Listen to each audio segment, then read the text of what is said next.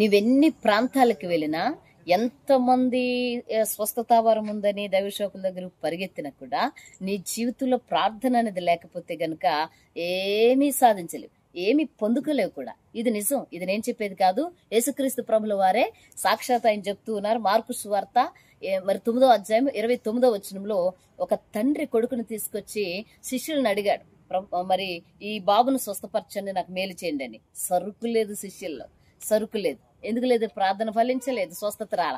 యేసుక్రీస్తు ప్రభుల వారి దగ్గరికి వచ్చి, మీ శిష్యులకి ఏమీ తెలియదయ్యా, నువ్వేనేదని చేస్తావంటే, నా వల్ల అవుతుందిరా, నువ్వు నమ్మితే నమ్మువానికి సమస్తమును సాధ్యం. అయితే బాబును స్వస్థపరిచి వెళ్ళిపోయిన తర్వాత ఈ శిష్యులు ఏం చేస్తున్నారంటే, ప్రభా మేమెందుకు చేయలేకపోయాము, మా వలన ఎందుకు జరగలేదు ఈ కార్యం అంటే, యేసుక్రీస్తు ప్రభుల వారు ఏమన్నారు తెలుసా?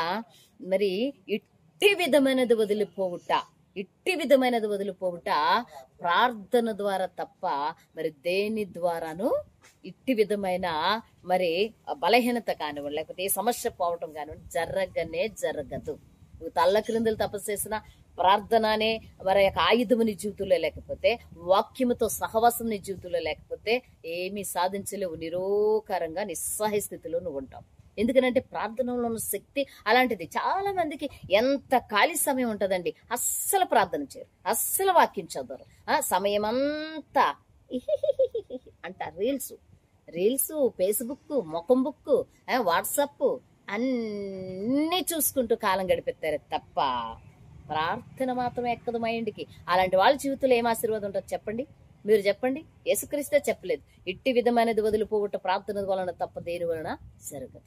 అది గమనించాలి.